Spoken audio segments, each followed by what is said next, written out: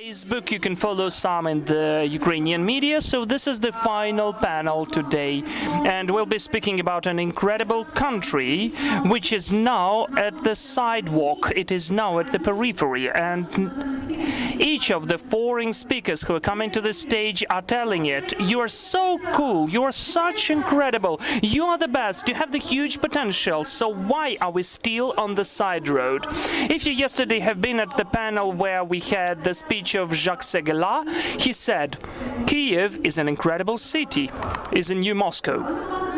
But we know that Kiev is not Moscow, and I will not divulge into the relationship that Ukraine is not Russia, that we are unique, but we are now besides the world agenda, beside the world context. And this is the question raised, not how the country should look like in 5 years, not the questions which the speakers of this panel should respond. Why do we need to focus as quickly as possible to create the strategy, to have this leap and to change in the next 5 years, and we are short of time? We need to search the answer for the question, what do we do to do now? Do we need to complain about the loans, about the world European help, that we need protection, or we need to look back and finally to understand that we don't have to be beyond this world context.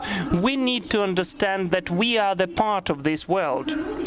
To look back and to understand how we can be useful for this world, and which use we can give to the world in the way for us ourselves to get this use as well.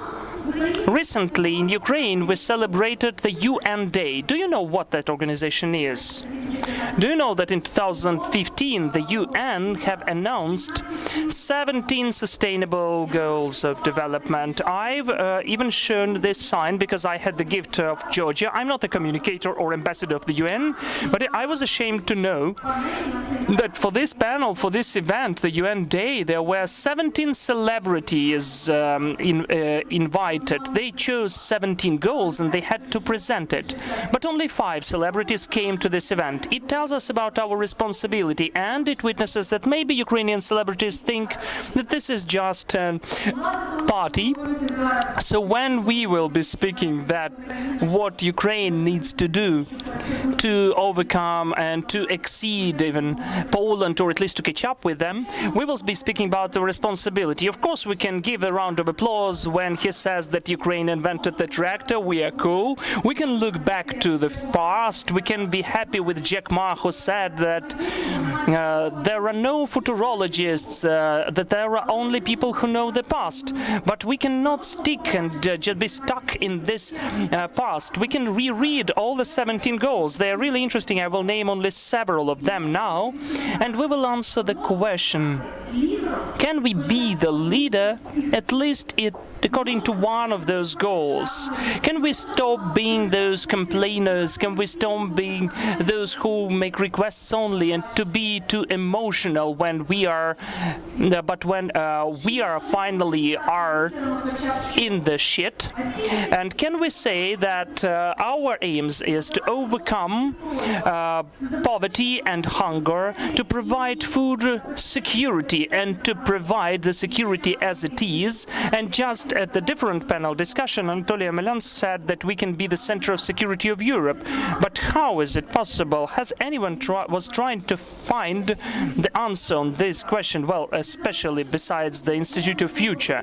This is the access to the not expensive but reliable sources of energy, and there were several panels which spoke about the energy efficiency and energy security of our state.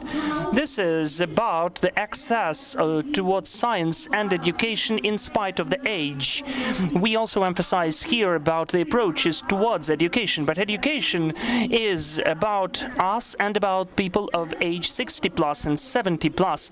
I won't list all of those goals, but still I'd like to speak about the world and our place in it, and which a goal we can take as an ant who takes the straw and brings it to its home. To become this ant, maybe we need to provide the world with the food, but we'll stop being a raw material annex. Maybe we will become the center of security in Europe, but so far far we don't know how.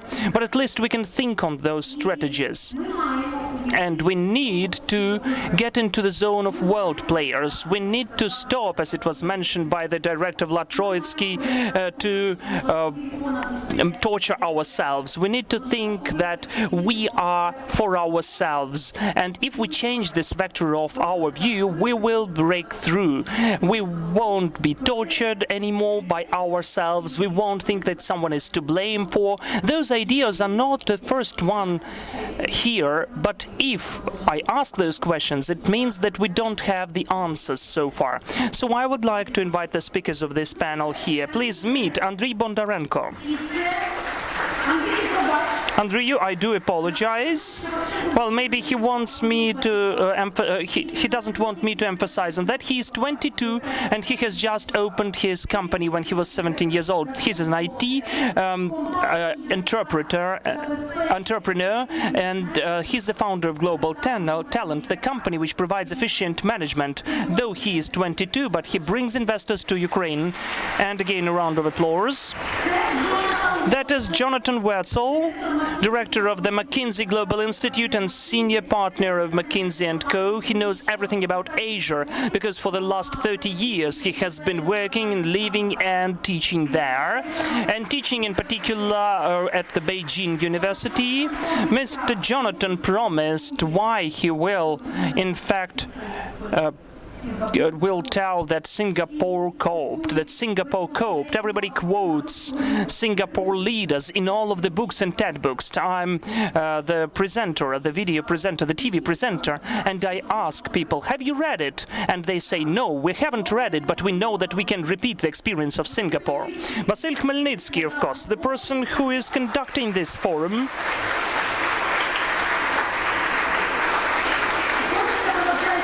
So bringing him here, I'd like to say UFuture Ukraine.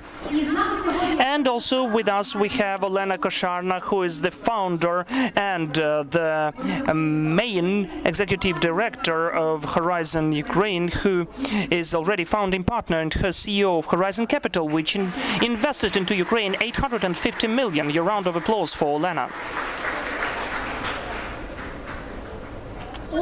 So, the topic of our panel is from strategies to actions. And maybe it could seem to you, and you have heard during those 2 days, or maybe even before, that we have never promised that we will give certain recommendations, because people of different specialties are here. This forum is visions. This is visionaries. This is about the future. But let's try to be more specific. My first question is still for Andrei. What's the idea which could unite us? What's the idea which can make Ukraine to create this quantum leap? And those leaps, as far as I understand, should be either kangaroo leaps or jaguar speed. So if we speak about Poland, then of course we can catch it up in 20 years, but then Poland will be 50 years ahead. So do you have this idea in your mind? Because while the grown-ups are complaining that they need help of the state, investments, billions, and so on and so forth, you are doing that already, right? Hey everyone. It's such a pleasure to be here with all of you. So I have spent some time on this forum, and I heard obviously a lot of very cool ideas. So there are so many very brilliant people here, but I also heard one very disturbing one, and I want to address it first of all.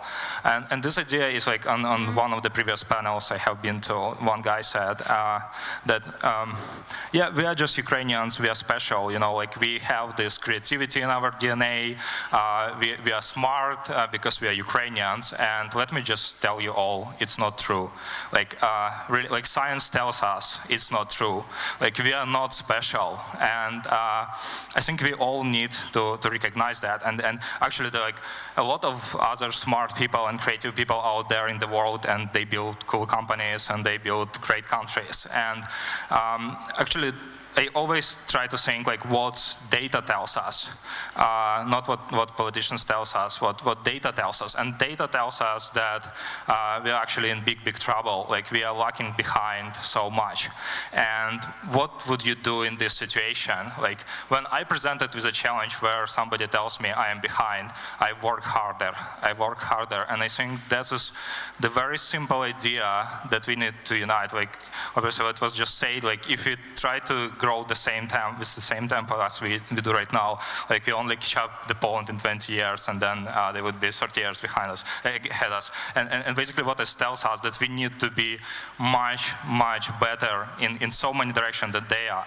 Like we need to be much better in education, we need to be much better at economy, at different disciplines. And this is like the only message that I want really to tell you is like we need to work much harder. We are not working hard enough. This is my message, basically. And I think this is powerful enough. Like for me, also I think we do not set ambitious enough goals for ourselves. We are setting the goal that tells us we need to catch up with Poland. Like with a goal like that, like what do you expect to happen?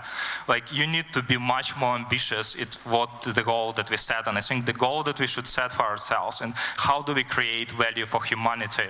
How do we create a lot of value for humanity? And how do we become much better than Poland? How do we become much better than other countries? And this is by working hard, but by working extremely hard in so many areas. And for me, this challenge is ambitious enough to unite the people around it, to unite the people around the challenge. How can we make this country a super successful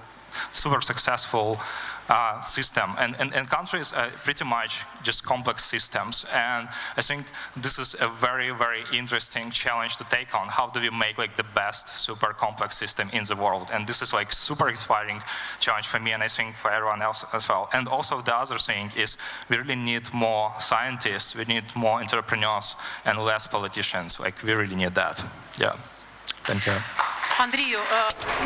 Andrew, one short, clarification. If you speak about the movement, why didn't you decide not to move from the country, but within the country? When you were 17, you came to the Silicon Valley, and you could stay there. And I think like what people don't get is like, why do young people leave Ukraine? It's simple. They don't want to live here. Like it's just really bad here, and we need to understand that, and we need to work to make it better. I left because I seen literally no opportunity in education. I seen it. I have been to Ukrainian high school. I actually from a very small town, middle of nowhere, and it's really bad in there. Like I pretty early on understood how bad our education is, and I wanted to escape it by all means, because I knew that if I would go this path, I would have less chances to succeed. Like basically what human beings do, they try to there is always like a lot of chances that could happen in the future, and as a human being you want to maximize the chance of success, and all of us want to maximize their chance of success. And when I look at this problem, I just wanted to maximize my chance of success, so I moved where I had more chances to succeed. And basically when I learned something, when I seen that okay, I can generate some value for other people, now I need to go where I can generate this value, and this is exactly why I came back here, because I seen this massive opportunity that I can generate much less value when I'm in the States, or actually in 17 I moved to Estonia, but it's another story. And so I just looked like, okay, where I can generate more value, and I thought, okay, it's Ukraine, and that's why I came back. And I think like this is the responsibility of everyone who can try to make our country better, because this is the only way how we can retain our people and make it more competitive in the long run. And I think we will talk a little bit more about why like young people are so important.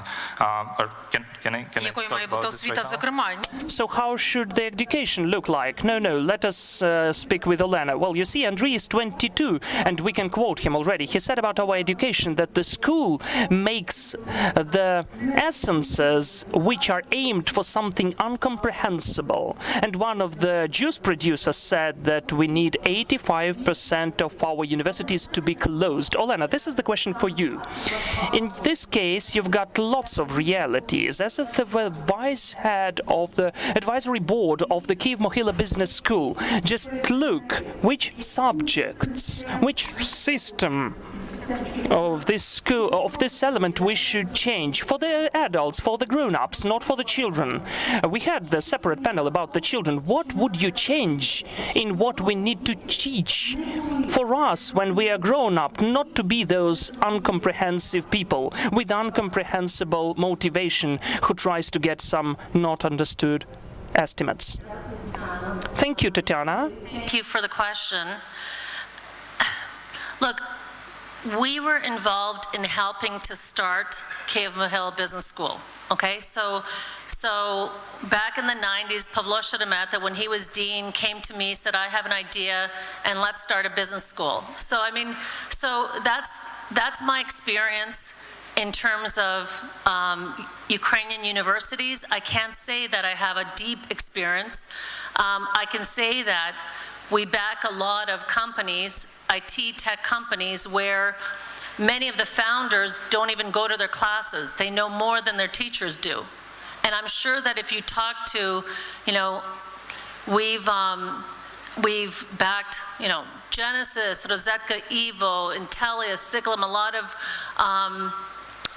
IT companies, and then through Western NS Enterprise Fund, a lot of early stage startups, and they don't go to classes. They don't go to classes, okay? So, I mean, that's the reality. I think it's too late by the time we get to university. I think it's too late. I think that the primary school is where it starts. I've been all over the country. I've spent 25 years here, and I think that any mayor who receives money from the budget and doesn't do something in the primary schools that raises the self-confidence and belief in themselves of the children should be fired. You know, I mean, I'm going to say something that probably maybe people don't want to hear, but I can name 3 cities where we met with the mayor and the city councils where kids in primary schools are going into bathrooms that you wouldn't wish upon a dog. And you expect those kids to grow up and have confidence in themselves and believe they can change the world. So, I mean, it starts with that. It starts with like людський гідність. It starts with belief in themselves, confidence, and that's what you get in primary school. And as you get older, I mean, of course, we can talk smart things about the kinds of subject, and we need to leapfrog. We need to go beyond the curriculum today, and that's a long process. But none of us are going to, we don't have the time for that process. We don't have the time. There has to be education through IT platforms, through new technologies, through new ways of reaching kids that really arm them in the next 3 to 5 years, not in 10, 20, 30 years. Jonathan, the next question is for you. I incredibly like Hong Kong, where you lived for 5 years, and Beijing, where you teach still.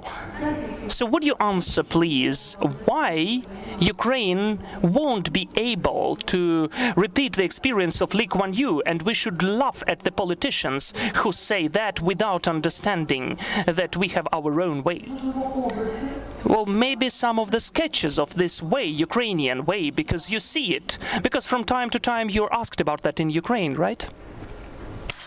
Salman, thank you so much. And unlike the colleagues, I have only an outsider's view of Ukraine. So what I say is from an outside.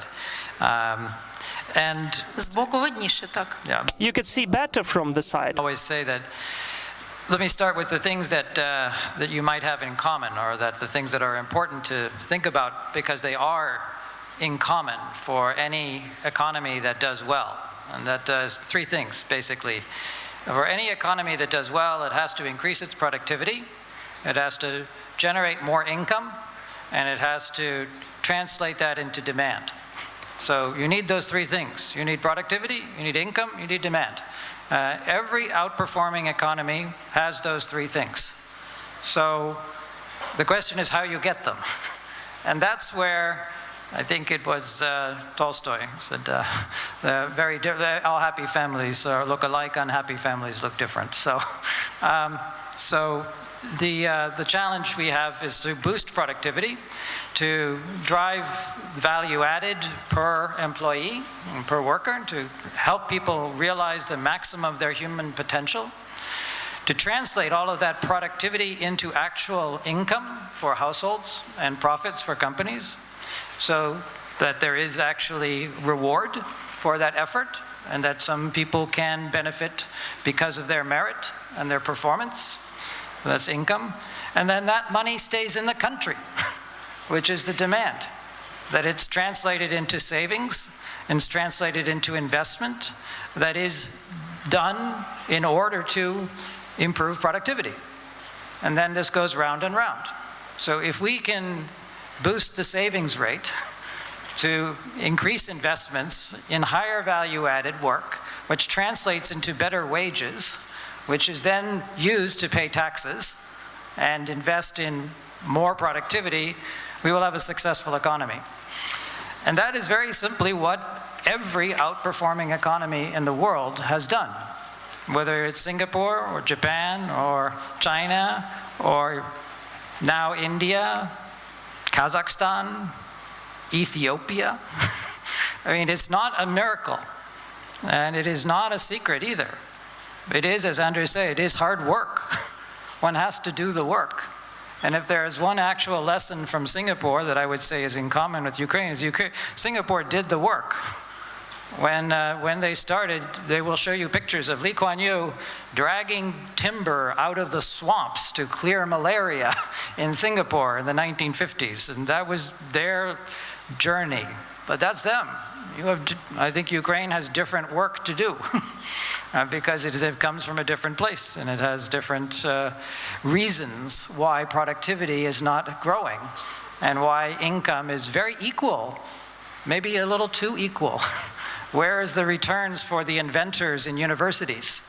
What share of profits of equity does an academic entrepreneur get? How does that, again, how does one mobilize much of the money that is potentially available to the Ukraine? It's not like there are not rich Ukrainians with lots of money. The money is not in the Ukraine. Well, you see, and you say that you're from the side and you don't know about our problems. You know them. So, I need to interrupt you. Now the question to Vasyl Khmelnytsky. Still remembering the previous panel discussion when you were asked about the education, I'd like to emphasize about the education now. Your company, I don't know whether I can speak about that, but Vasyl Khmelnytsky's company during a year is training.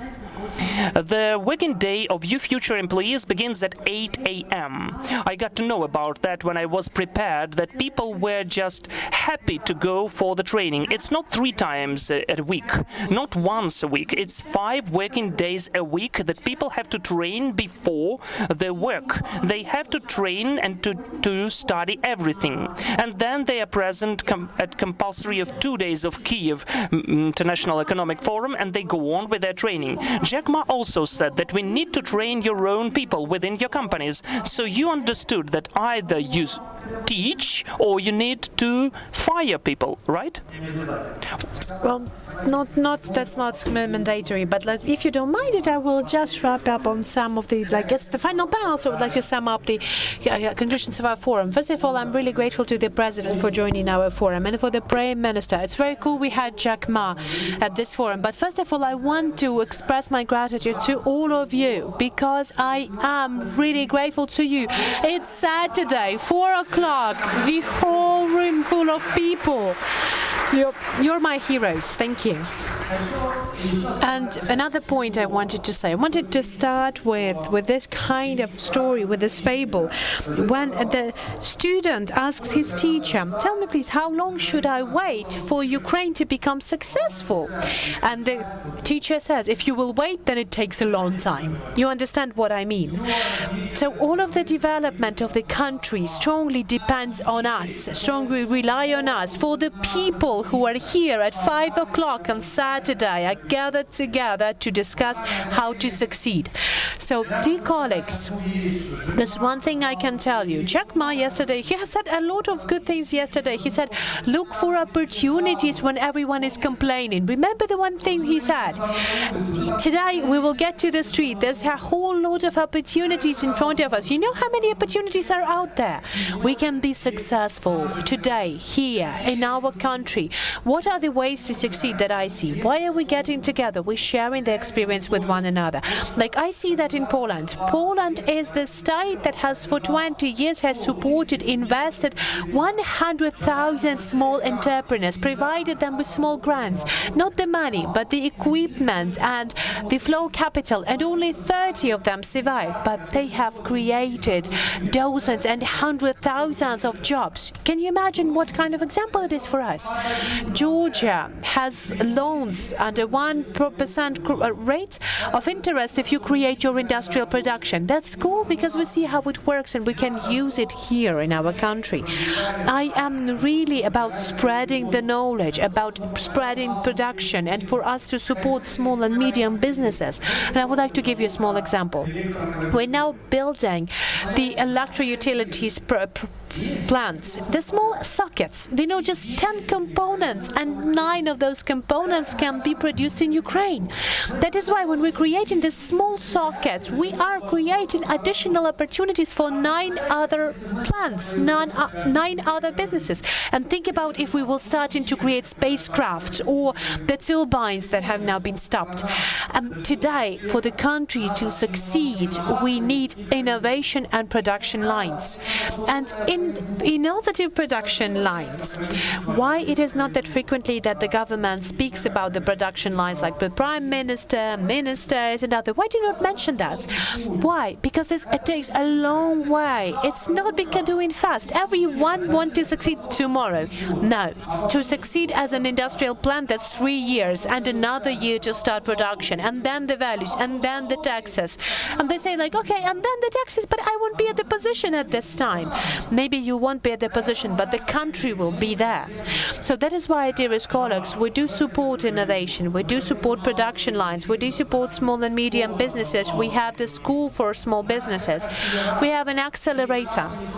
And it's not only about supporting the businesses there, it's also about giving some money so that the small businesses would succeed. And I will give you another example. There's a very interesting story. We had 2 businessmen at the accelerator, the one who already earned some money, but still not enough money. And we told them, we can invest you, but just do the business plan and answer these questions. And they were visiting us 2 months, and they've answered this question, and in 2 months they came to us and said like, you know, we haven't understood it all, we don't need your investments. And we said like, okay, if you can succeed on your own, then this is my mission. I've completed my mission, so I will support you with that. So go and produce some products and succeed. So that is why I am really happy with the forum, and I do believe that we have created the platform where businesses can share the experiences and knowledge with one another and create some new businesses. So please keep on studying, keep on learning, because what are we doing at the forum? We're learning from one another. What I am doing, I'm creating the culture of the company. With the help of my working time, I am trying to teach the people every day. And later on, in half a year, we're very different people, but half a year after, we're starting to share the thoughts. And then we can create the mission and the strategy of the company when also the company are on the same page. But do we have people who don't want to learn, and they say like, Vasyl, I don't have time for my family, I want to have a jog in the morning. What do you say to those people? You know, that is why our educational and training processes are during your working hours. You have spent your studies for 8:30 till 10 o'clock. That's the working hours. You're not going to jog or walk your dog during your working time. Yes? And trust me, this is very effective. The people who do not want to learn, they will never succeed. succeed. And I have seen it a lot in our example when we hear people coming to us like, it's enough learning for me, give me just some money. It doesn't work. You don't have money because you don't have the knowledge and you don't have experience. There's no other options for that. Okay, that is why the next question I would like to address once again to Olena. Olena, you invest a lot, but if we speak about investment, is it only about the money? Because Vasyl has given you an example of Poland, but I would like to draw the example of Slovakia. When Volkswagen Group has considered where to launch a plant in Slovakia or in Ukraine, they came to Ukraine. That was not the former government even earlier, and Ukraine said, like, we can give you our love. But the Slovakia has told you, we will give you the land, the location, we will take off the VAT. If you will create additional jobs, we will give some additional financial incentives for you. So who won in the end? So can you please tell us, trying to be specific, you know those spheres that, for example, the Northern America would like to invest into. What can Ukraine do now on taxation, on land management? I don't mean the land market, it's not yet, but on the territory that Ukraine can provide.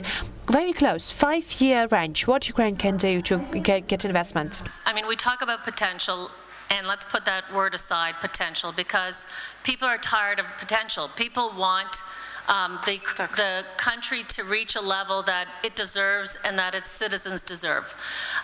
So if we look at Ukraine and we look at where it stands today, right now, and I think we're going to do a SWOT analysis, or we're going to go through that process.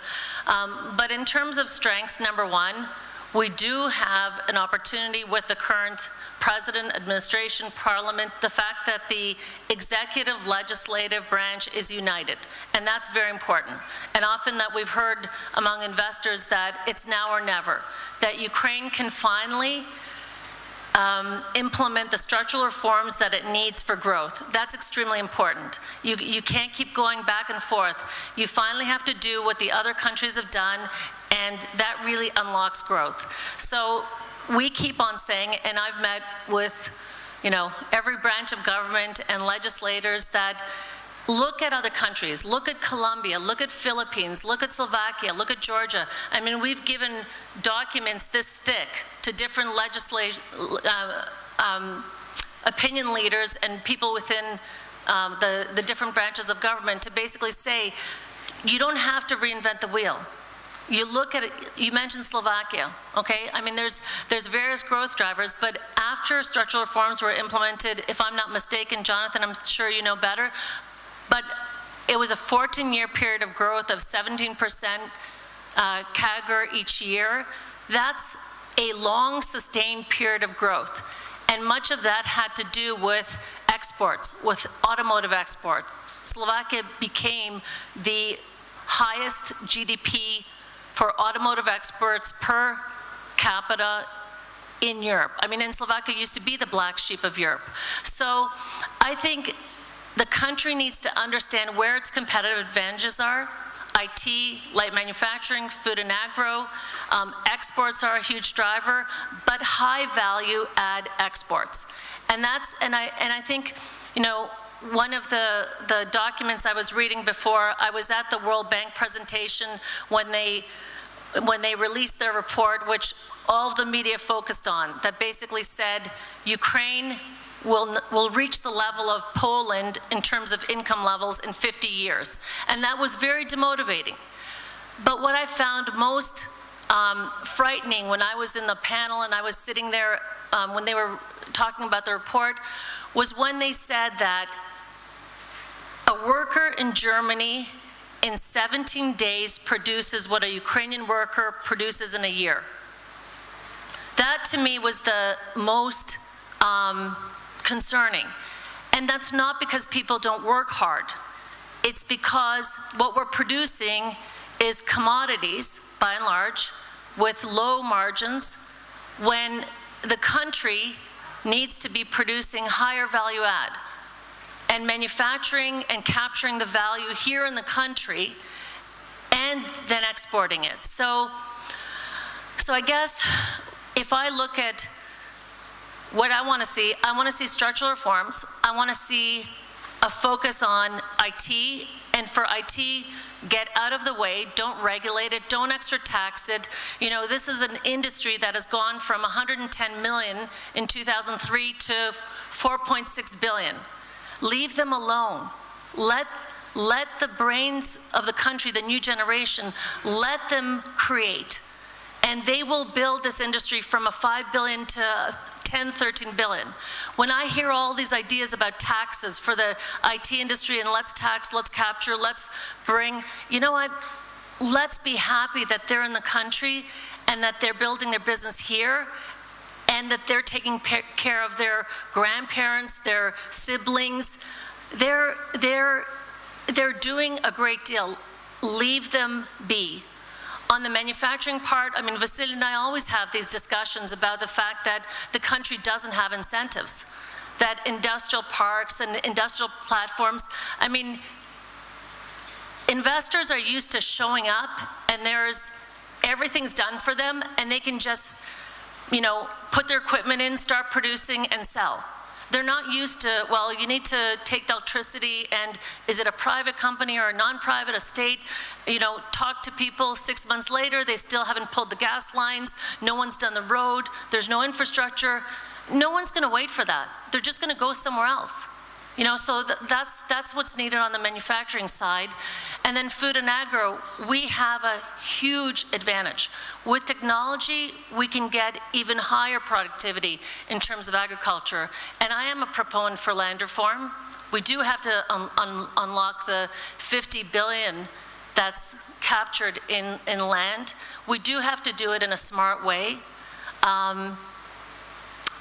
That'll be a subject for next week, and I hope that we get it right, that it doesn't lead to one of the best assets being in the hands of a few. It has to be done right with public dialogue, communications, pilot programs, and let's see.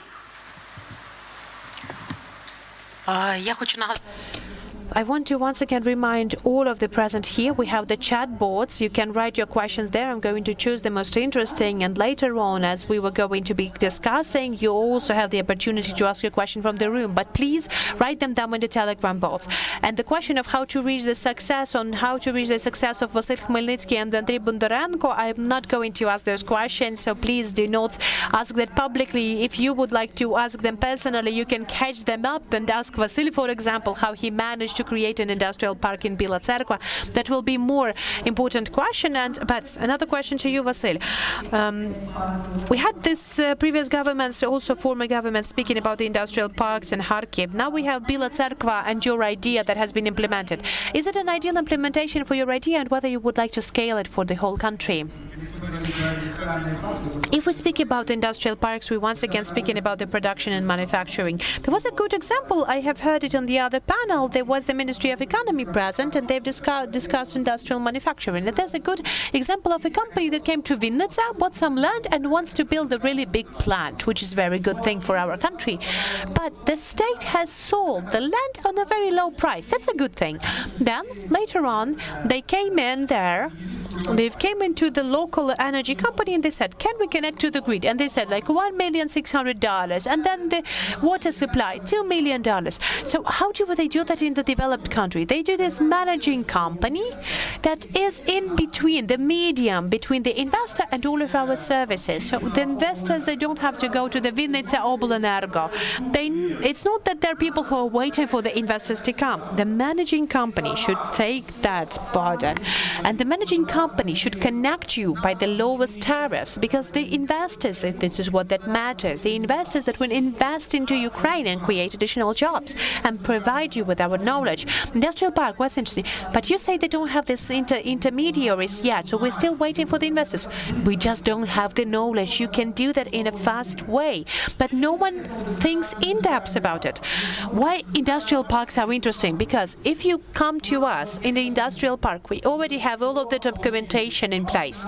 We've already got everything. You don't have to get the agreement and the approval for the water or electricity. You've already paid it all. Yes, and so you already paid all of the millions for the water supply and electricity already. No, we have already had all of these permissions provided for the whole park with one document, and now we can provide you with the services according to the net cost, because the main value of the industrial park is about the jobs, because what economical growth is about. If the people are getting richer and buy more products, then they produce more. There's no other option than creating additional jobs. Thus, the industrial park has to be the basis of the state policy, because they create additional conditions for building up the plants, industrial factories. We don't have this advantages the Chinese people had, like build a plant and created 2,000 working places. But now we can only build one plant and creating 100 jobs, and this is also the big value. So industrial park is the future. A question to Jonathan, if I may. Currently, the president of Ukraine has had a separate meeting, not on this very panel, but he had a meeting with Jack Ma, and he has offered him to create an R&D center, the Research and Development Center in Ukraine. And of course, we cannot discuss or analyze whether there was right or not the right actions by the president. He has advices, but still, you know the peculiarities of Jack Ma's work now. Like being a Ukrainian, being a president of Ukraine, what would you offer to Jack Ma? Having an hour of communication with him, what would you offer?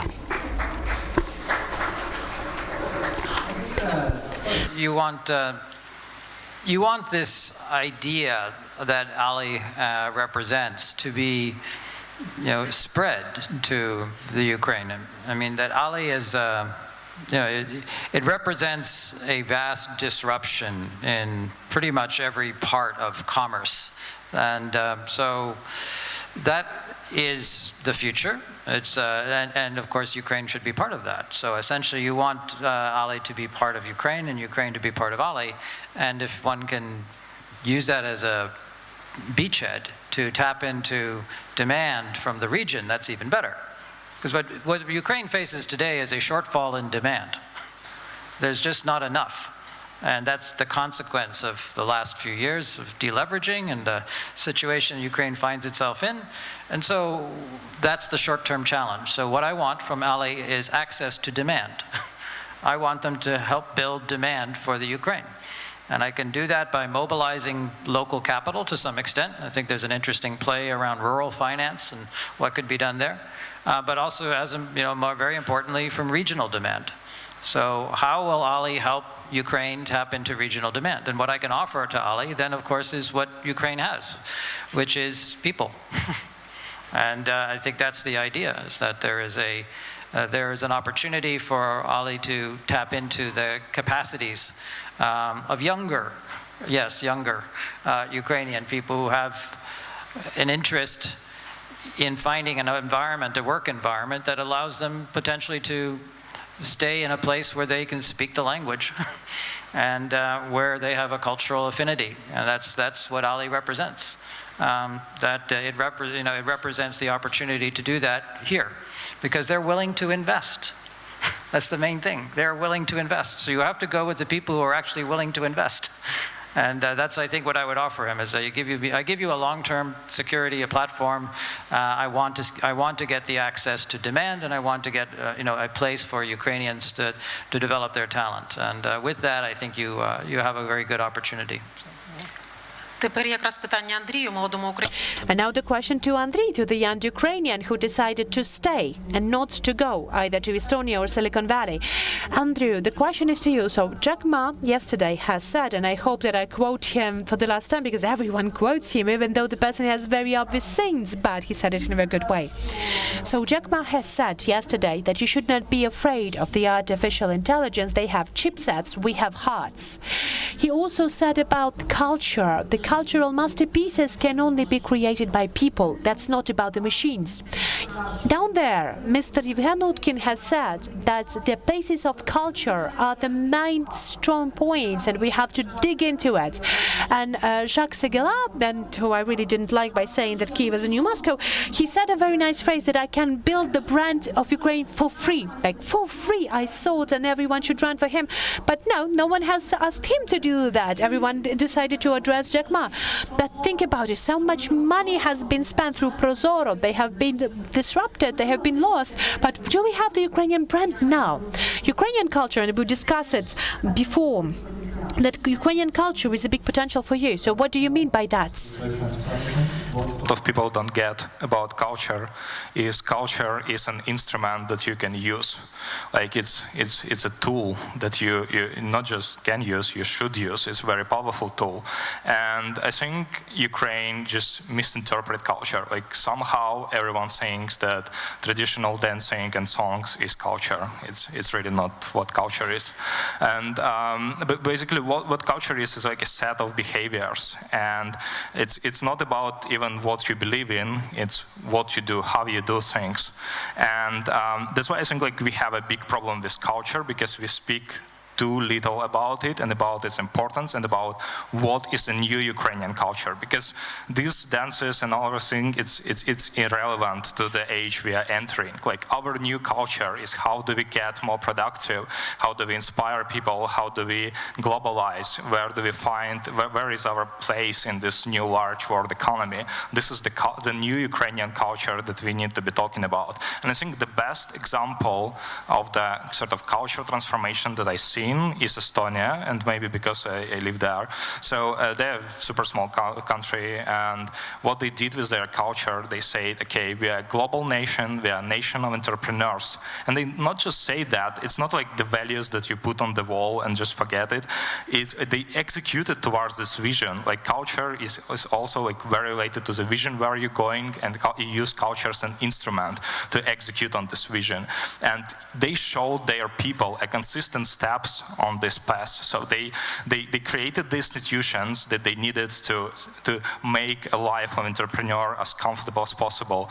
Now, they created this amazing community of entrepreneurs. They brought the finance in there, and the government was on the same page with the people. So the government was very engaged with young entrepreneurs. I was not even from Estonia, but I had a chance to talk to their prime minister, because they are that open. So they are very open, and this is what inspired people, obviously, to start more companies, because they said, okay, so this is our new culture. The government really is taking the steps, not just talking about that. We see this becoming our big idea of Estonia being a global country of entrepreneurs, and things started to get better and better. So it's a good example. And I just also wanted to comment like really shortly about education, because I think like a lot of people also don't get that the demographics is very inert process. So like the children that we are educating today would enter the workforce, it's like in like 10, 20 years, and we have like, we need to do a change right now to be able to get results like in 10, 20 years. And this gets me scared. It gets me scared a lot, because I hire a lot of young people, and their feedback about universities and about education in Ukraine is useless, and they spend this massive amounts of time doing useless things instead of getting themselves more productive, smarter, and do better at things. And we need this change happening right now, because this process is super inert, and if you don't get the education right now, it will be very bad. And I think like very much agree with John here. It's like we don't need to create a new science for that. Like pretty much all the problems that I had of Ukraine have been solved before. We just need to, and what I meant by like work harder, it's a message for the people that make pretty much most of the decisions here. You need to work harder to execute these ideas and solutions that have been already created. Obviously, you need to adjust them to the context, but the majority of the progress that we can achieve in the 5 years is just follow the steps that other countries already achieved, because majority of the innovation or the change that we need right now, it was figured out before. It's not super hard. Like it's hard, but we know how to do that, and you just need a will to do that. Джонатан, зараз додасте, але я сподіваюся, Jonathan, you can add to that, but I can see that Ukrainians will hate Andriy because they consider themselves to be hardworking, and he already said for many times that we need to work harder. Please, Jonathan. Of course, I completely agree. And the one thing I will quote Jack for the absolute last time is, I don't know if anybody has seen the video of Jack's startup lecture, where he was in a room with a bunch of his guys, and it was a room like small, half the size of this podium, with really bad furniture. And he's standing around with like 7, 8 guys. And he's saying, so how are we going to win? This is back in 2000. So how are we going to win? How are we going to win? What are we going to do? What are we going to do? It's like very Jack. And then he sort of says, oh, market. Nah, we don't have any market, because our market is really small. US is a huge market, China's a really small market, so can't do that. Technology, we have no technology. So we're Chinese, what do we know? It's like, there's a Silicon Valley, it's really big. we have no technology, so how are we gonna win? Brains, we have brains. Chinese brains, they're just as good. Why would they be worse? They could be the same, they could be better. Our brains are as good as their brains. We can win if we use our brain.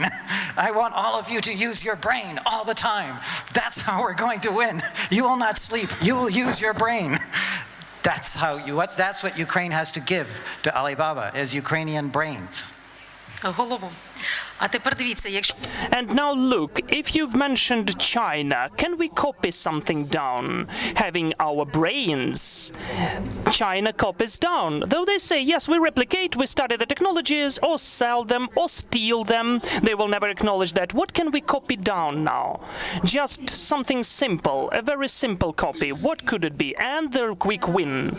I just hate those questions, but still, someone is expecting for similar answers.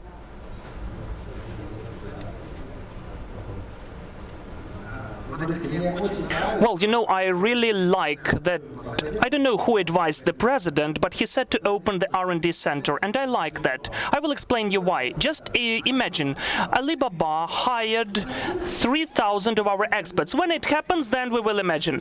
Well, just imagine 3,000 of experts of ours get a nice salary. Then 20 managers arrived and implemented their skills and knowledge and trained our IT guys to think how Alibaba thinks. Then in 3 to 4 years, some of those guys who were grown up and brought up, they created their own company or went to a different company, created some collaboration. This is the ecosystem. I wouldn't even like to say that we need to steal the technology. We need to work with each other, win-win situation. We need to unite, to combine our knowledge and to create new companies, new products. The world is changing so rapidly. And whatever worked 30 years ago is not working anymore, but will definitely be working. This is cooperation between the people. Because what is Unit City? What are we constructing? That's what I wanted to ask you, in fact. Please tell us, because I was asking you about Bila Tserkva zone. Will you expand it? But Unit City as an innovative cluster, I know you have an idea for it to be not in Kiev only, that you need to create a network of innovation clusters. Is it true? What I'm worried about, honestly, I'm speaking about that rather often, that I'm worried that still in the universities we have a nice level of knowledge, and lots of our talented guys and ladies who are graduated, who are studying a lot, don't see an opportunity here, so they leave abroad. I don't think this is an issue, it's a big grief. This is the failure, because after the studies here, they are less efficient than the retired people. So Unit City is the platform when they will get the similar opportunities like in Poland or in the US. And now, Unit City is not enough. For Kiev, this platform is nice, but still, if we go today to the regions, we can see there lots of depressive regions. So we'd like to create, to construct, I don't know, in Kharkiv, in Dnipro, in the cities with at least 1 million of population, some of the platforms like that. Maybe it won't be a copy of Unit City, but we will create the platform for opportunity opportunities with the university, with the business school, with an accelerator for people in the cities to stay there and to find opportunities within the city to achieve success there. That is why the main idea is to show the example for the state, how the business can develop, how can we create the value. This is the answer to your question, how we should stop the brain leak. And both Vasyl and Andriy answered about that. This is another question here. Why do you consider that 7 years of the development of a child is school only? Don't you understand how important it is?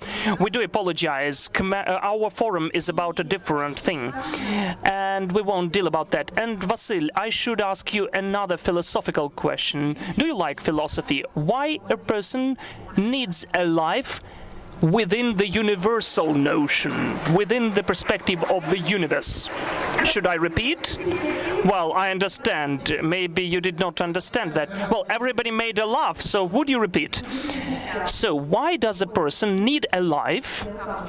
I will even make the proper gesture, within the perspective of the universe. Well, you know, this is a complicated question. It's not that easy to answer. What's the sense of life of a person? Well, you just should tell that there is no sense. No, of course there is one. We should be happy. And everyone has his own way to become happy.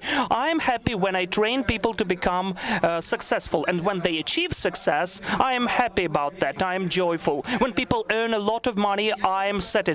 And I go along this way. Well, maybe in 20 years, I will choose fishing. And if I am more happy, if I'm happier in fishing than in success stories, I will fish. So this is just my own way. We should look what's happiness for me. I'm sharing the knowledge. And today I've seen, I don't know, 200 people whose eyes were sparkling. It was interesting for them. They were training. Everything is interesting. And I'm happy for them. So everyone has his or her own sense of life. We need to understand where it is, and then you're happy. You should deal with it.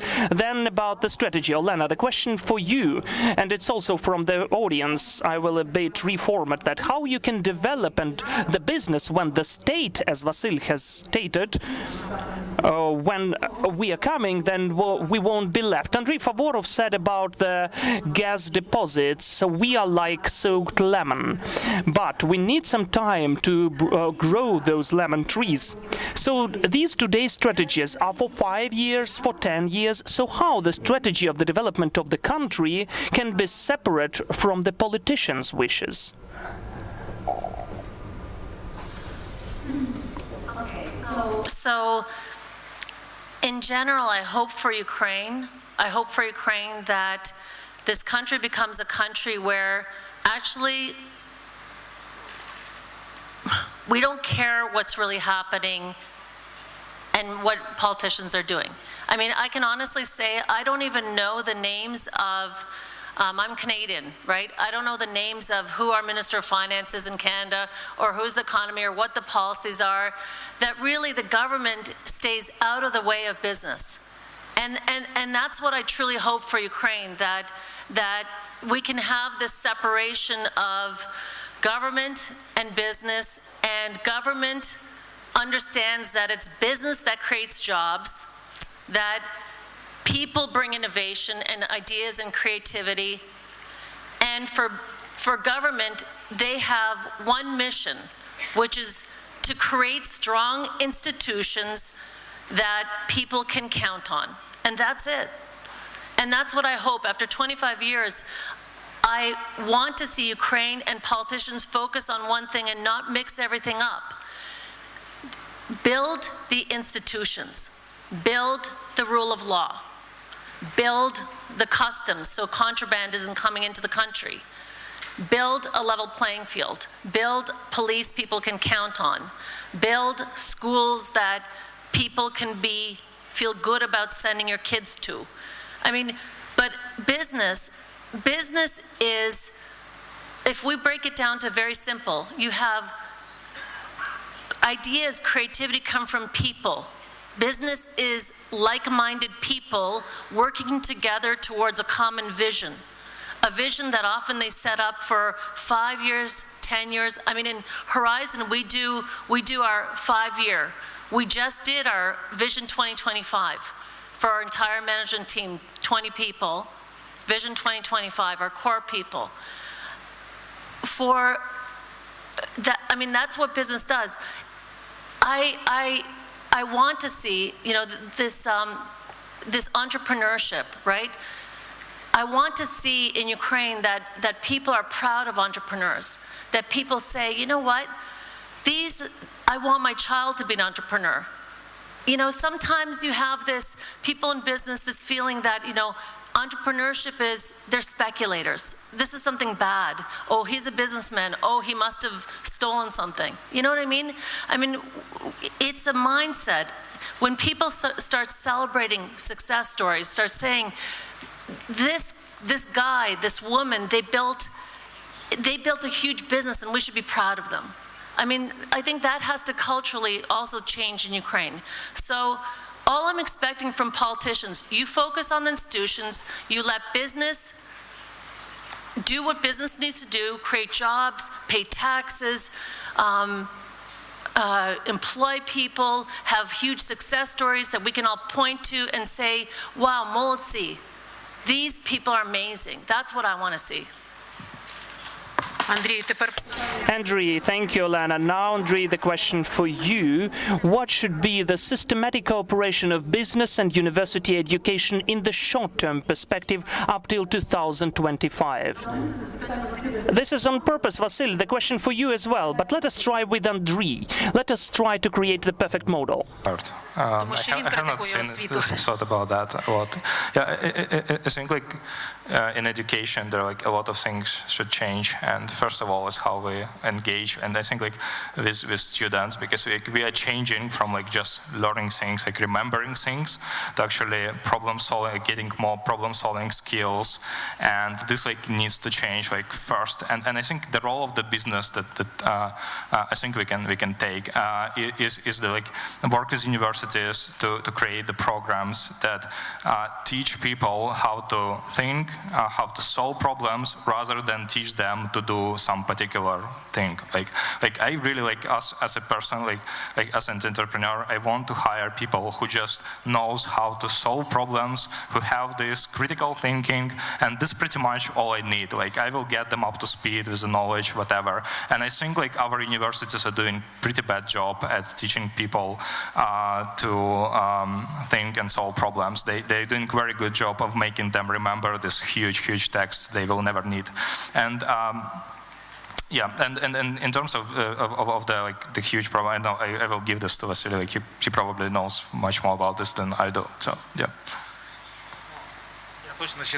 I definitely consider that our education is not ready to go in together with the innovations. Even I was watching the IT curriculum on the universities. It has been changed in 2014. So for 5 years we are having the same curriculum. And during this period, blockchain emerged. Everybody is dealing with blockchain, and now it already is down, and nobody is dealing with that. So the trends are changing quicker than our education.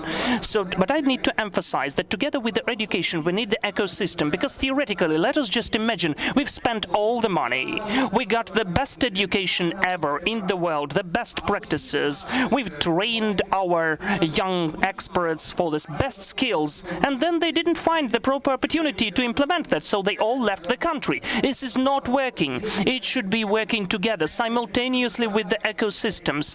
The ecosystems are those who order this knowledge, and only together you can get this colossal quantum leap and breakthrough for Ukraine to achieve it. Then the question for Jonathan. Jonathan, recently the government has presented the budget of the country, their vision, and we were promised the leap, but then they delayed it up to 2021 or maybe even later. And in one of your interviews 2 years ago, you said that it is nice if the growth of GDP of Ukraine will be at the level in 2020 of 7%. We are promised only 3.7%. Would you please say, are you disappointed that your opinion is, well, your forecast, your expectations are so not realistic? Of course, one should be disappointed when one doesn't make realize one's expectations. So, but that isn't a reason to abandon them. If anything, that's a reason to work harder. And I think that there's still the same set of opportunities. In the last couple of years, Ukraine has done a lot of hard work, to be clear. So, I mean, actually, relatively speaking, from an investor's point of view, I think Ukraine has had the single best dollar-based returns for exchange markets of any emerging market. And that's because there's been a lot of hard work to maintain relative fiscal balance, that public debt has decreased, and that there's been a recovery in exports, but not to the levels prior to 2014. So, but there's been a lot of hard work. What there hasn't been is a dramatic increase in productivity. There hasn't been an export, boom or opening up of new markets. There's been some progress, but there are still barriers, particularly as we look at EU and Middle East. There's still opportunities, but let alone China. So yeah, I think this idea that we're done with the opportunity is very premature. This just says that we've taken a very first step, but there are many more to go. And as we say in China, a journey of 10,000 miles starts with a single step. So keep walking. The question then, recently we had Yuval Noel Harari coming to Ukraine, and he said that we will be competing in the welfare, quality of life and duration of life, though in the beginning of 2000 it was also mentioned by the American experts on nanotechnologists. They said that while the world is competing in GDP, it will eventually compete in the duration of life and activity of a person. So if we speak about the competition in the world, Jonathan, when shall we stop this competition of GDP? And your opinion, what shall we compete in, though GDP is not, of course, to be forgotten? And this is the question to Olena as well. I actually think this, I tried to be reasonable. So GDP is highly correlated with many things, including quality of life. And so very simply, rich places are usually nice places to live. And when you are a very poor place, you don't have the high quality of life, you're often fighting each other, and you have a poor environment. So I mean, even if it doesn't directly measure it, it is reasonably well correlated to it. So I think that we can argue about our methodology or how we calculate it, but we should face the fact. And the fact is that if we are not increasing our somehow calculated economic wealth, we will also not be improving our quality of life, we will not be extending our lives, we will have a less equal society, and we will all be less happy. So, I mean, I think that that is the reality. So if we cannot face that fact, then we cannot also start to improve it and change it. And I think from that point of view, we should not imagine that the competition will magically go in some other direction. The competition is here, it is now, it is what it is you need to do. And you should not imagine that some magical thing is going to come down and change that. That will not happen. But it's fine, because the good news is that you know what you need to do. And that is to become more productive, to deliver more income to more people, and to translate that into more demand for investments that you make here, and you improve the productivity, and around you go. So you say magic does not exist, but this is the question for Mr. Vasyl from the audience. When shall we have the times, maybe you are the futurologist, which will embed the chip into the brain, which will provide the connection with the global system of knowledge which are rapidly changing? If you don't want, you may not answer, but still I have the question for Olena. What are the countries competing in, if we speak about quantum leaps, and in 5 years, which competition in the world we need to focus upon? Okay, before I talk about that, I just want to go back to something that Jonathan said, and also that Jack Ma yesterday was saying. I mean, yesterday we were saying about how he had the statement about 996, right? And which really goes back to productivity. I mean, definitely, I know from our experience, continuous learning, but also everybody works very hard. Everybody works very hard. And we also heard yesterday about Jack saying that he works everywhere. I mean, if wherever he is, his mind is still working. And I think, in general, for Ukraine, if we want economic prosperity, and I believe we want economic prosperity, and if each one of us is personally responsible for ourselves and for our organizations, and in a broader sense for the society, then all of us have to take personal responsibility, look in the mirror and say, how much am I doing? How much am I contributing? How much am I, working? How productive am I? How much am I bringing into this country? What am I personally doing? And we have to stop just criticizing or standing on the sidelines or waiting for the magic bullet or waiting for somebody to do something for us, because that's not going to happen. Jack's talking about 996. We have to be more productive. We have to waste less time. We have to stop worrying so much. I mean, that was another theme from yesterday, which is that worry, and I'm a big believer in this, worry is a waste of emotional reserve. Things are going to come, and it kind of goes back to your question. I don't know what's going to happen in 5 years globally. I don't know all of that. All I know is that right now, I'm not worrying about that. I'm so focused on the next year. This year, I believe, is critical to the trajectory of the country, okay? I've lived here for 25 years. I am sleeping 4 or 5 hours a night because I believe that in the next year, so much will happen that will determine the kind of Ukraine that we will have in 5 and 10 years. Why? Because we do have a unique opportunity right now for structural reforms. And if you look past structural reforms, what does that mean? That means all of us contributing in every possible way to helping change things that we've all been waiting for, whether you're Bornyakov, who went into the Ministry of IT, whether you're sitting on the Ukrainian Startup Fund and dispersing grants to startups, whether you're employing people, whether you're focused on IT or education, or on raising a fund and providing equity for a project that could be a $500 million project. Or maybe you're advising someone who's looking at Ukraine and could be moving, I don't know, operations from 5 different plants to a 20,000 square meter facility in Ukraine. Work with urgency. I believe the next year really matters.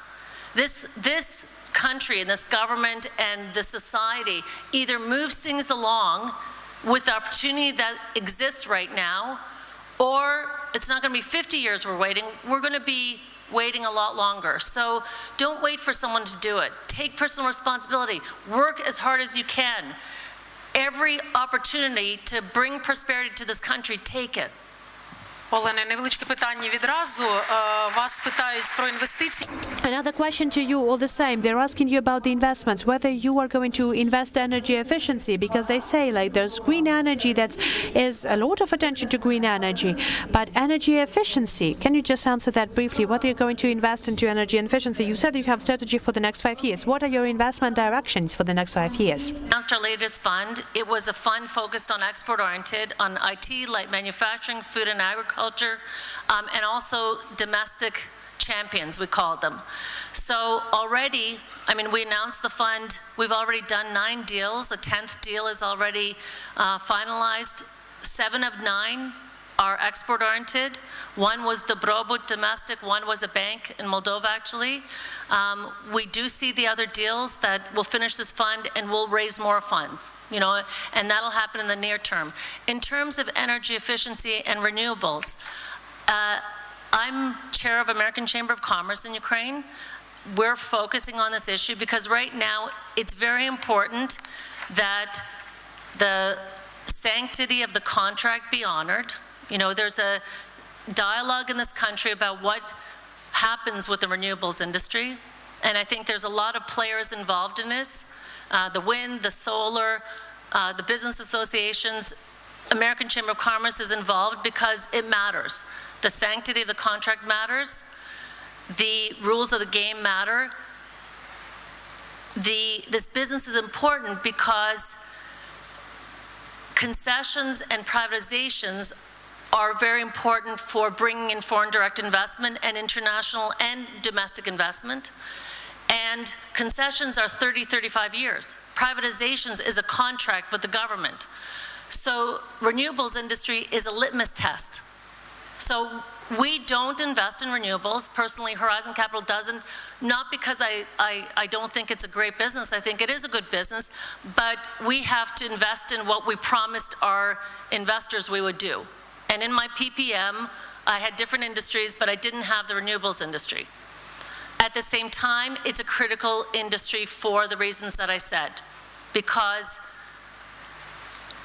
it's linked directly to trust in the government.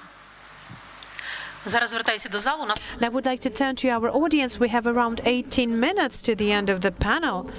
So the one who has had their hand first, then they will be then, like the first 2 hands they won, so you can just now pose your question, please. Good day, good afternoon. We're talking about the future of Ukraine 2025, but somehow we do not speak about the economy sphere that is number 3 for all over the world, that can be the success story for Ukraine, that can actually get a lot of investors in Ukraine, which is tourism. We're kind of missing out this sphere. This is about our culture. Like, you know, if we haven't mentioned the tourism, like, you know, the Premier has said that mention science, but it doesn't mean that the science is going to develop from tomorrow in Ukraine. Yes, but we haven't had a single panel on tourism on economical forum, and tourism is economy, the third sphere on the level of development in economy of the world.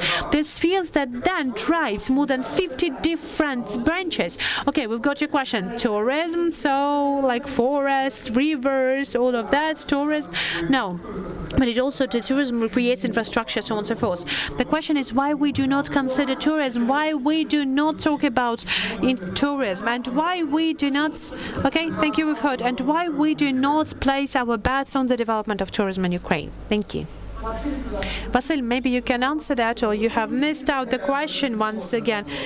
No, I do believe that this is once again a complex question. How do we position Ukraine in the world? Unfortunately, we lost our reputation. Currently, Ukraine is mostly about Chernobyl, Klitschko, and maybe Shevchenko. I have been to the Silicon Valley, and I'm really happy that a lot of people do work there. But if we ask Americans, and you say, like, yeah, we're from Ukraine. Yeah, we know that somewhere close to Brazil. Yes, but it's not, we have to mitigate the risks in Ukraine. Ukraine should not be a risky country. The Ukraine should be as a reputational country.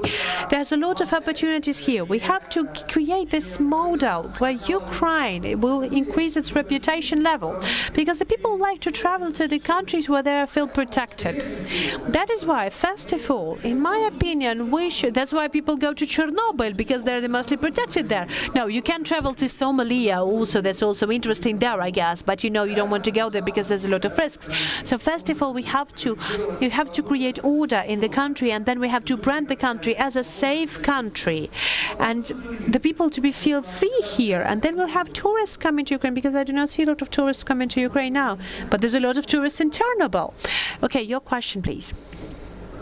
So you want to all people to talk about Ukrainian tourism. Okay, Olano, maybe you can answer that, because unfortunately we cannot get all of the panelists to answer to all of the questions, unfortunately. Vasyl said, because the Ukrainian brand is important, and the Ukrainian brand is critical, and that's why, for example, I think people know about Ukraine House Davos, right?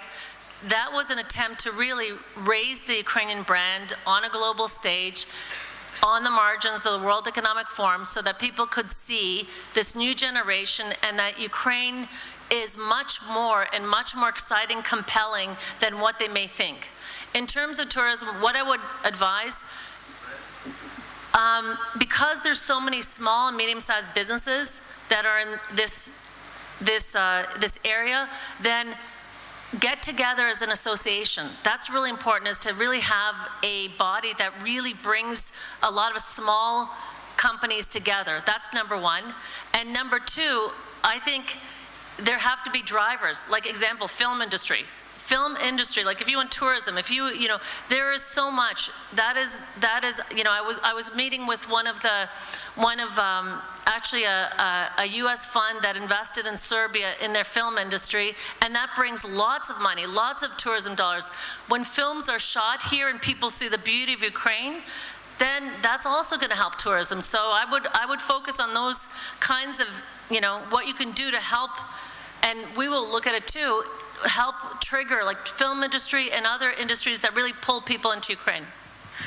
Я вже цитувала Жака Сегелу, напевне, частіше, ніж... I've already has quoted Jacques Seguela more than Jack Ma, but he said that the person who is responsible for brand, he said that he's ready to work on the brand on Ukraine.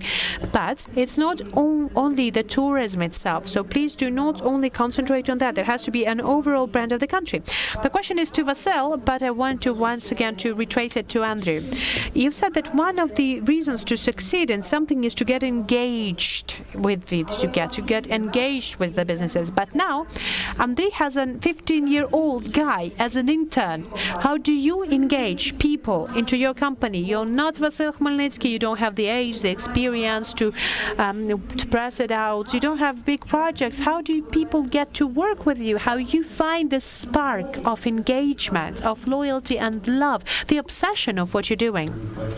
I think what I try to do is to be very honest. I obviously don't have all the things that Vasyl has, and I'm very honest about that. So when I hire someone, I tell, okay, yeah, we are not the biggest company in the Ukraine or whatever, but we are really trying hard. This is our vision.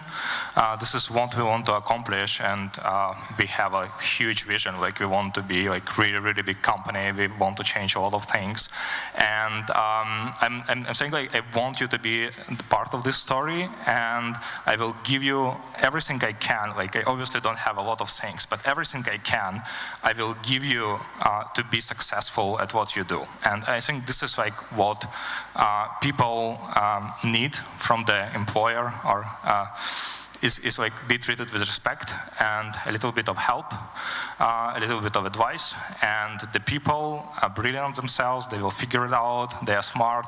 My role is just to get them together, because company is literally a group of people just united by one idea. So it's not some paper, it's not a brand, it's literally people united by one idea, what you want to accomplish, and we sort of just agree we will do this together. So, and yeah, so that's pretty much what I do. Vasyl додасть, можете підняти ще. Vasyl, maybe you would like to add up something to that. You know, Jack Ma, I really like what he said, that the most important thing about this people who succeed is engagement in what they do. And I would like to tell you that many times the people come to get to work with me, and there's a lot of new managers in my enterprise, and they say, you know, I am 30 years old and I have already switched on different position and I cannot find something I like. And I will tell you, you'll never find something that you like, something that fits you, because if you're starting to do something, you're getting engaged into that, you're succeeding in that, and if you succeed in that, then you say, yes, this is something I want to do. But if you tried something, one thing that you left it over, you've tried some second and you don't know, and I say that and you cannot find something that I like, well, you'll never find it. Start with one thing, start with loving one thing. You will definitely love it if you'll succeed in that. So that is why engagement and being engaged with what you do is an important thing. Okay, so another question. You're engaged with what is going on? Yes, you're ready? Good. The question to Vasyl, what it is what is needed so that you would invest into 10,000 representatives of the small businesses who've graduated from units, schools of small businesses. What was needed for you to invest $10,000 into 10,000 small businesses? Why I'm asking that? More than 100,000 small and medium businesses that you invested, 30,000 they succeeded. And Inga Andreeva, that has been in the previous panel, she also said that small and medium businesses are the main driver for the economy that creates more than 68% of the jobs. And in the framework of this concept that you really liked, that till the end of the life your capital would decrease. So what is needed for you to invest into just small businesses? I will tell you the very simple answer. Jack Ma was born on the 10th of September. I was born on the 10th of September. So you have to combine my wealth and his wealth. We have to combine it, then divide it 50-50, and I will invest 10,000 small businesses. That's it. That's it. Everything's quite simple. So you're not satisfied with the answer, you'll keep on standing. No, but I'm really interested to have more questions. So, it's because, this is a strategic test. We meet each other a lot, many times. So I can tell you, I can only do what I can do. I can give my experience, I can give my capital, but it's not my aim to earn 1 billion. Really, that's not my main goal. Because the more money you have, the more troubles you have. So I just enjoying of what I'm doing. I'm just enjoying helping small and medium businesses, but I'm just trying to give an example, to be a role model for the state also. What Jack Ma said, you don't like some kind of ministry or department, then go and change it. If you don't want to do that, then just go and work to do that, to change it. So I believe that I'm giving an example. The state will take a look at it, the business will take a look, they will follow me, and then we will all together invest 10,000 small businesses. I'm ready to do that. Just to add up to that, at one of the panels, there's one of the panels that was about the private capital. You now only concentrated to Mr. Khmelnytsky, but you do not, you underestimate the people who are sitting around you. Someone has 5,000, someone has 3,000. They can invest you. It's not only Khmelnytsky, and this is what Mr. Serhiy Pozniak, the founder of the Finstream, is talking about. There are the companies who will invest you just only based from our capital, our money that we have, the people who are surrounding you. Yes, thank you. Your question, please. I have a question, so basically to all of the panelists, but I would mostly address it to Vasyl Khmelnytsky because I know him for the longest time. Vasyl, what is the thing that gets you high throughout your life? So you've rephrased the question on the mission in the global universe. So you stole it. So what gets you high? Thank you. That's a good question. Well, you know how the life goes on. That's an interesting thing. For instance, I'm from a small town. I've been studying in a simple school. Moreover, I wasn't taken to the 9th grade because I couldn't, in fact, so I went to the vocational school. But some people who were studying better, they stayed there. So in 10 years, I already succeeded. I was working at 2 jobs, and I was first studying at the university. Then I risked, lost something, earned something, and I came and they were asking, how are things? And if I tell them, I get up at 6 a.m., I have to get to my job, I will take decisions, they will not like me, because then I will just emphasize that they are lazy. So they were asking, how are things? I said, I bought a car. And they asked, how did it happen? And I said, I was just lucky. And on that luck, they will be happy to hear about luck, because they were not lucky and I was lucky, and it is okay for them. So, Evgeny, I was just lucky. This is what makes me high.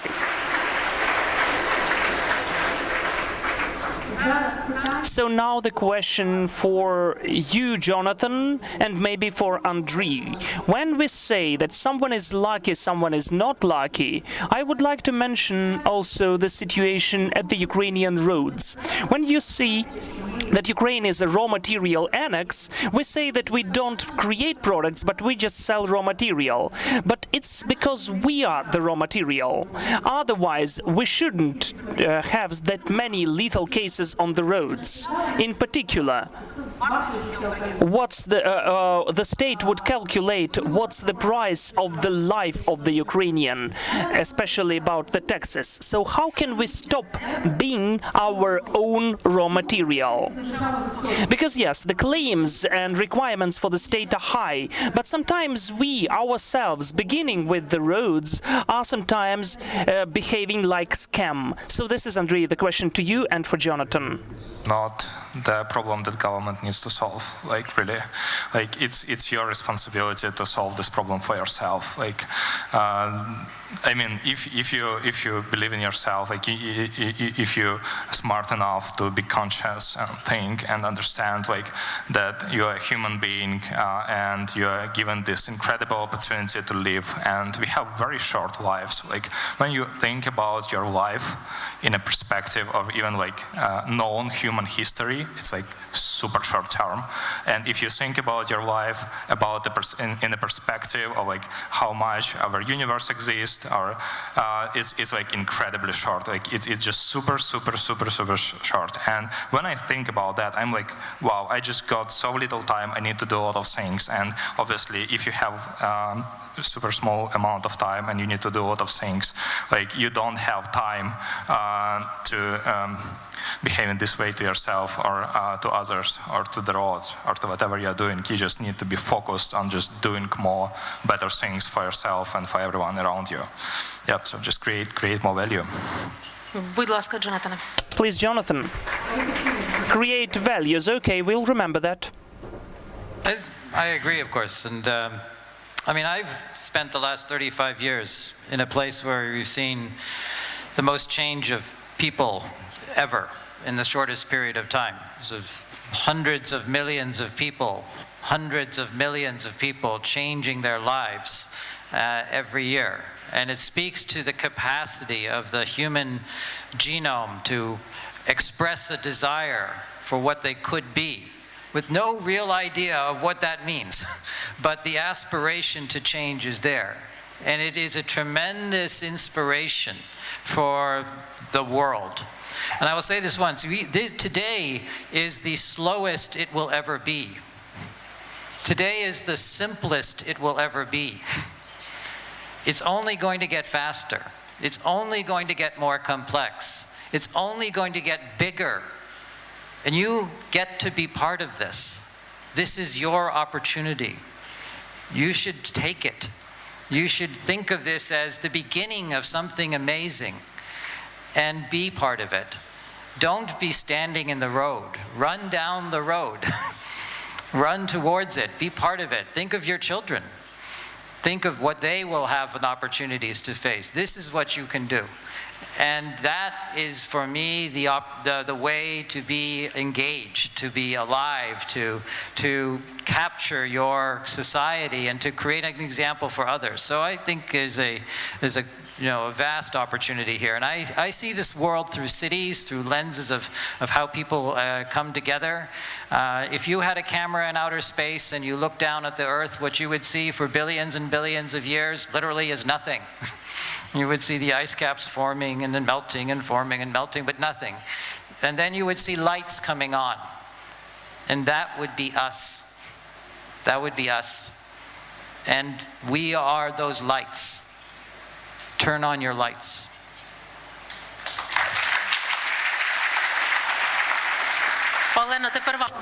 Olena, now a bit of this philosophical question for you. Would you like to add anything? Yes, I'd like to add. Because it just reminded me so much of one of the co-founders of a company that we invested in, Genesis. And this guy is intense.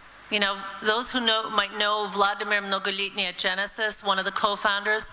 I mean, you go into his office, the screensaver shows exactly how many days, hours, minutes, and seconds he's lived. Like, that's his screensaver. You know, and he's looking at that, and and it's no wonder that the guy accomplishes so much. He is, you know, to some extent, and he's a fun person, and it's not like he doesn't enjoy life. His work is his passion, is his life. He's aware of how he's spending his time.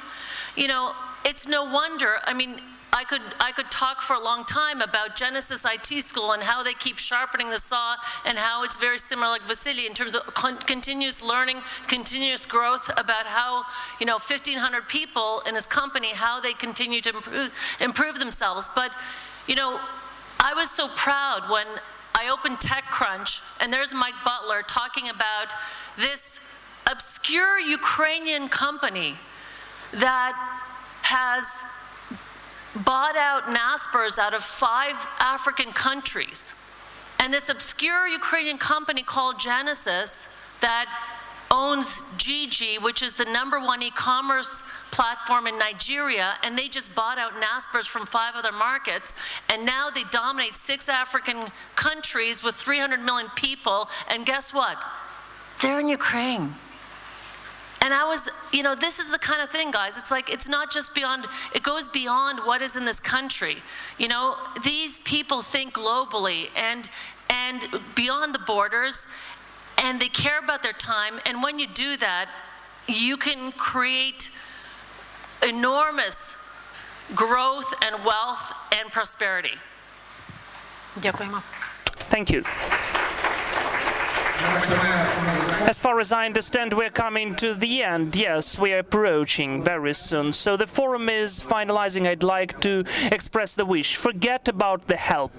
Some people are waiting for the help and support from the state, from the neighbor, from the partner. And foreign partners are coming to me, to the unit city, and ask, does the state help you? And I say, well, the state doesn't interfere, so I'm already happy. So be sure, be calm and quiet. Everything depends on us. Forget about the crisis. If it takes place or does not take place, the people who are waiting and don't do anything, they have lost already. We are having lots of mistakes and will have lots of mistakes. We shouldn't be afraid of mistakes. They teach us a lot. So, dear colleagues, thank you so much that you attended to this forum. I'm really happy that our forum was conducted so successfully, and lots of people really liked it, though not everything was perfect. And if you've got any recommendations, just give them to us. We will improve that continuously, because we are doing that, first of all, for you. Thank you so much.